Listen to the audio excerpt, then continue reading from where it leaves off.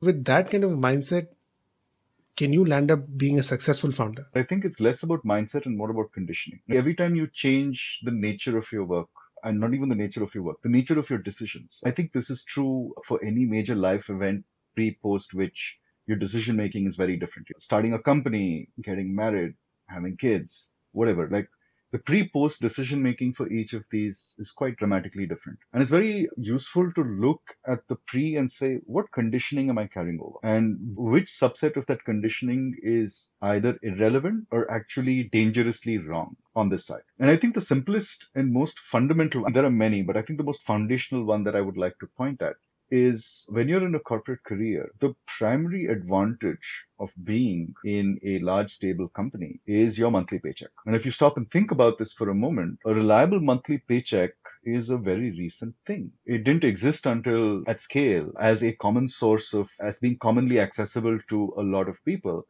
probably until the 40s or 50s of the last century, the middle of the last century. If you look at people who were living and earning, making a living a couple of centuries ago, they were exposed to ridiculous risks. If you're a farmer in the 1800s anywhere in the world, crop failure, banditry, just random bad stuff happening to you that would, I'm not even talking about like threat to life and limb, which is obviously there, health issues, all of that. We're just looking at it purely from an income perspective. You were exposed to extreme randomness. And the value prop of the big company was that, listen, I'm going to shield you from that randomness.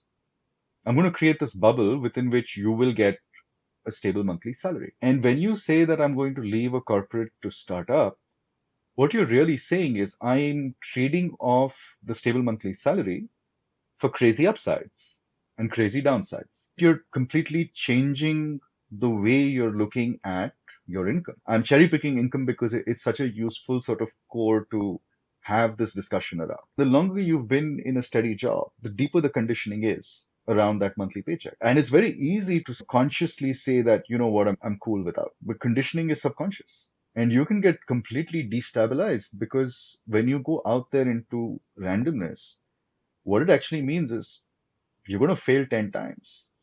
And if you're playing the game correctly, the 11th time you'll succeed, and that success will be asymmetrical if you're lucky. If you're lucky. If you're unlucky, you're just going to keep rolling the dice for decades and nothing will happen. You want examples of this, you look at the careers of movie stars and musicians and stuff, right? Yeah, doesn't matter what you do. You could be a great musician or a great actor and have no commercial success whatsoever. And that's what you're signing up for. And that can be extremely destabilizing if your sense of self-worth, your identity, other aspects come from the fact that I'm making a steady paycheck every month.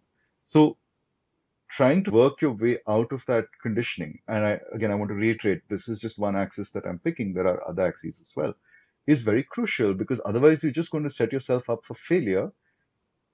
I think a concrete example I will give you, because this is a very clear repeat pattern, is that folks who've come out of a job and startup expect that startup to succeed. And they're doing their utmost to make that startup succeed in very specific ways. And I'm like, listen, what is the success rate of startups? 1 in 1,000. Why do you think your startup is going to be that 1 in 1,000? Statistically, it's not. If you want to play this game, it means that you're now committing to doing 10 startups at least. And maybe if you're lucky, one of them will succeed. This is not your startup. This is your first startup. There's a huge difference between those two perspectives. There was a recent study, I think 2020 or even earlier, that the most successful startups, the average age of the founder is, I believe, anywhere 35 plus or 45 plus, one of those. So they're more experienced. Does that mean that they have had a number of startups, or is the conditioning of a corporate life help them not make those choices or decisions that a younger mind would make? The last time I checked a couple of years ago, there were 173 unicorns.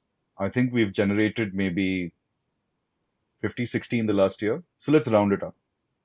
And even 500, say, 600. Is that a sufficiently large data set to conclude anything from? That too across geographies, across ecosystems, with so much. The actual cohorts that you can meaningfully, cohesively look at once you start correcting for those will be in 100 maybe. The fundamental issue with a lot of the thinking and the narratives in this space is growth stage businesses, where I define growth as 10% week on week to 10% month on month, as a thing, have only existed for about, 25 years. There just isn't enough history and information to meaningfully draw any conclusion. When people draw conclusions like this, I'm like, maybe, but I don't think you can say for sure. That's a minuscule data set. It means nothing.